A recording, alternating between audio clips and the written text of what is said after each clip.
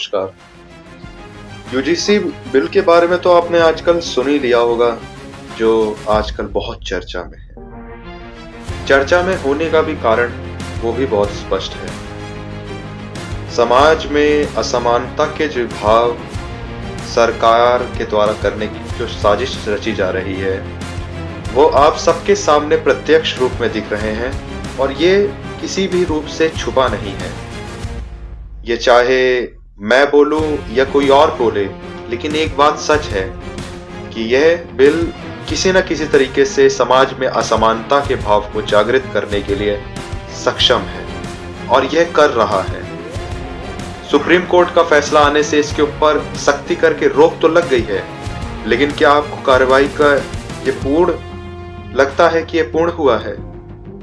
तो क्या है यूजीसी बिल और क्या है इसके प्रावधान और क्या क्या हुआ है और क्या करना चाह रहा है ये समाज में, जानेंगे आज की वीडियो में।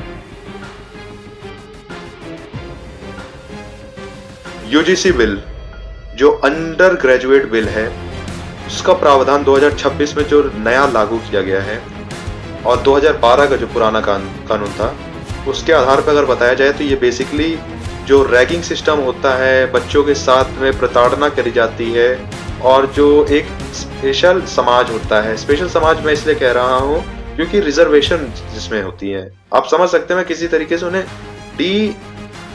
सेंट्रलाइज नहीं कर रहा, ना अलग उन्हें दिखा रहा हूँ, लेकिन सच बता रहा हूँ क्योंकि सरकार यह चाहती है कि विभिन्नता आए। तो क्या है प्रावधान, बल्कि 2012 और 2026 वाले में क्या अंतर है? तो 2012 वाले जो प्रावधान में था कि किसी को अगर रैगिंग करी जाएगी तो उसके ऊपर सख्ती से कार्रवाई करी जाएगी, जुर्माना लिया जाएगा, जेल में डाला जाएगा, जो नॉर्मल होता नहीं कि अगर किसी बच्चे के साथ में गलत व्यवहार किया गया, रैगिंग होगी तो वो चीज होगी। लेकिन जो 2026 का प्रावधान आया है वो पूरा अलग है।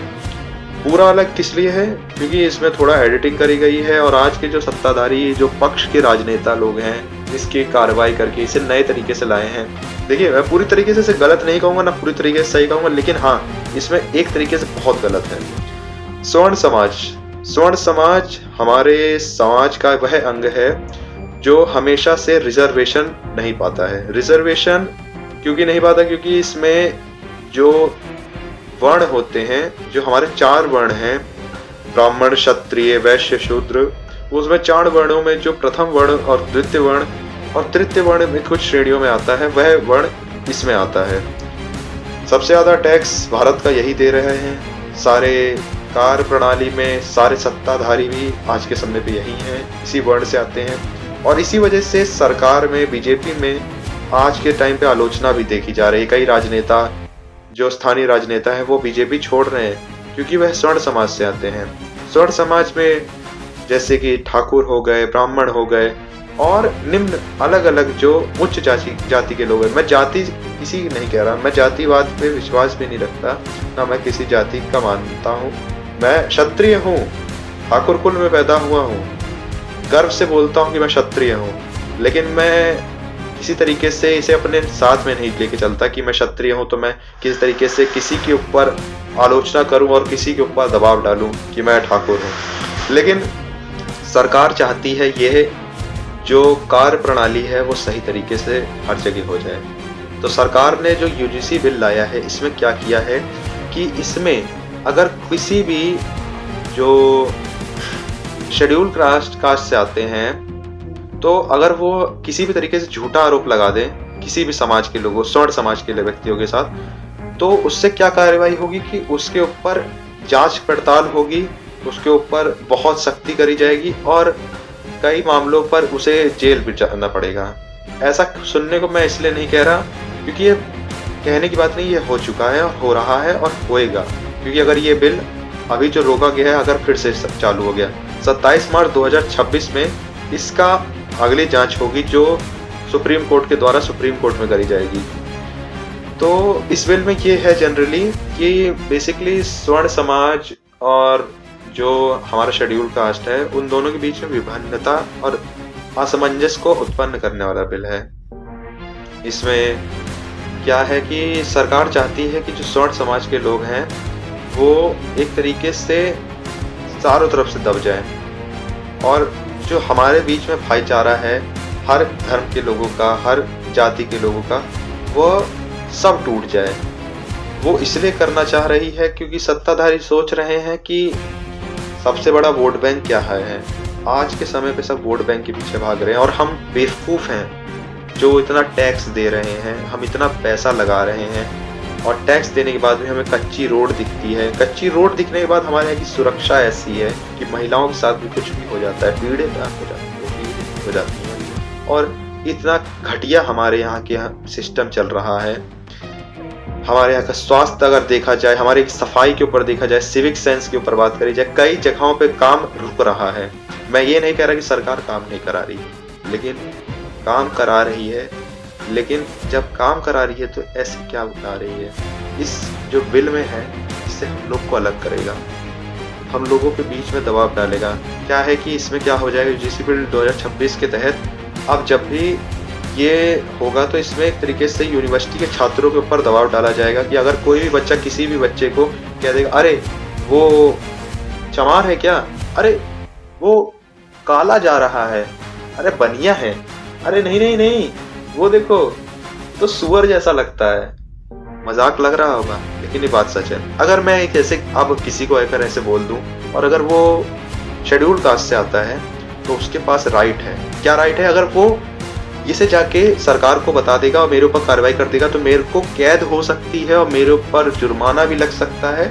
और ये बात सुनने में तो लग रही है कि भाई बहुत सही है, बात तो सही है, लेकिन इसकी गंभीरता समझिए। देखिए, कोई ऐसा नहीं है कि एक जात वाला ही अपना दबाव डालता है, जिसका एरिया होता है उसके हिसाब से वो लोग कार्य करते हैं। या आपने हर जगह सुना होगा और हर समाज में हर जाति के लोगों के साथ अलग अलग प्रकार से यही चीज हो रहा है। लेकिन जब से सरकार ने बिल ला दिया तो अब जनरल कास्ट वाले लोगों के साथ में क्या होगा, अगर वह कहीं भी जाएंगे और अगर किसी के ऊपर ऐसे बोले और अगर नहीं भी बोले हुए तो उसके पास राइट है जो अपनी जो पुरानी दुश्मनी है वो आपके ऊपर ऐसे निकाल सकता है। अगर वो झूठा आरोप लगा दिया कि इसने मेरे को बोला था, ये तो कह रहा था मेरे को सुअर बोल के गया, ये तो चमार बोला है, अरे इसने मेरे जाति के ऊपर मेरे को आलोचना करी, अपशब्द बोला है, तो क्या होगा, मेरे ऊपर कार्रवाई हो जाएगी, मेरे को जेल हो जाएगी, उम्र कैद की भी हो सकती है जेल, मैंने सही से नहीं जान रहा लेकिन हाँ जेल हो सकती है, जुर्माना हो सकता है, मेरा करियर खत्म हो सकता है, एफआईआर दर्ज होगी तो नाम खराब होगा, और पांचवी चीज समाज में मेरी एक तरीके से मेरे समाज में मेरी वैल्यू गिर जाएगी। और यह एक तरीके से समाज में विभाजन के लिए एक खतरनाक बिल है। अब आपको सोचना पड़ेगा कि ये बात मैं इतने गंभीरता से कह रहा हूं। अगर इसकी सही चीज बताऊं, सही चीज ये है कि ये एक तरीके से हमें शक्ति देता है, उन समाज के लोगों को शक्ति देता है, ना कि हमें कि उनके साथ में पीड़ना ना हो सके, उन्हें कोई पीड़ित ना कर सके। हाँ, वो आवाज उठा सके, हाँ उनके साथ बहुत कुछ गलत हुआ है पास्ट में, हम जानते हैं। अम्बेडकर साहब जी का हमें बहुत, मैंने पढ़ा है, उनके बारे में सुना है, उनके साथ किया गया था बहुत ज्यादा। लेकिन पिछली गलती को आज के समय पे अगर ये करा जाए तो सही नहीं है। और जो गलतियां थी हमने गलती मानी, हमने रिजर्वेशन दिया, सब कुछ है, लेकिन इस सब को छोड़ के अब हम लोग वासुदेव कुटुंबकम को मान रहे हैं। माननीय प्रधानमंत्री श्री नरेंद्र मोदी जी का लक्ष्य है कि विकसित भारत 2047 बनाना है, तो कैसे विकसित भारत बनेगा? आज मैं बहुत ही करुणा भाव से बोल रहा हूँ, अंदर से कुंठित हूँ, दर्द है, लेकिन सत्य बोल रहा हूँ बहुत ही प्रेम भाव से। अगर विकसित राष्ट्र बनाना है तो विभाजन ना करिए और नया जिन्ना मत पैदा होने दीजिए, क्योंकि भारत विविधता वाला देश है। अगर आप ऐसे ही हमारे बीच में फूट डालेंगे तो अंग्रेजों और आप में फिर क्या अंतर रह जाएगा। और आपसे भी मैं अनुरोध करता हूँ, जो ये मेरी वीडियो देख रहे हैं वो किसी भी समाज से आते हो, एक हो जाइए, क्योंकि अगर आप एक नहीं होंगे तो बाहर की जो आक्रांता वाली सोच है, जो विचारधारा है, जो इंटरनेशनल मीडिया है, वो तो चाहती है देश को खत्म किया जाए। भारत जिस तेजी के साथ आज आगे बढ़ रहा है ना, उस तेजी के साथ वो नीचे गिरना चाहिए। अब आप सबको सोचना पड़ेगा, गंभीर है विषय, इसके ऊपर जांच पड़ताल होगी। 27 मार्च को जो फैसला आने वाला है, जो कार्रवाई होगी, उसमें पता चलेगा। और आप सबके जो इसके प्रति विचार है वो कमेंट सेक्शन खुला हुआ है, उसमें भी दीजिए, जिससे मैं और जान सकूं कि ये क्या बिल है और मैं समझ सकूं और समझा सकूं कि इसमें क्या क्या दिक्कतें हैं। आशा करता हूँ आज की वीडियो से आपको कुछ तो थोड़ा इसके प्रति ज्ञान हुआ होगा, कुछ तो समझ आया होगा। अगर अच्छी लगी हो तो सराहना कीजिएगा, अपना भाव स्पष्ट करिएगा कमेंट बॉक्स में, और ऐसे ही हमारे साथ जुड़िएगा। बहुत बहुत धन्यवाद।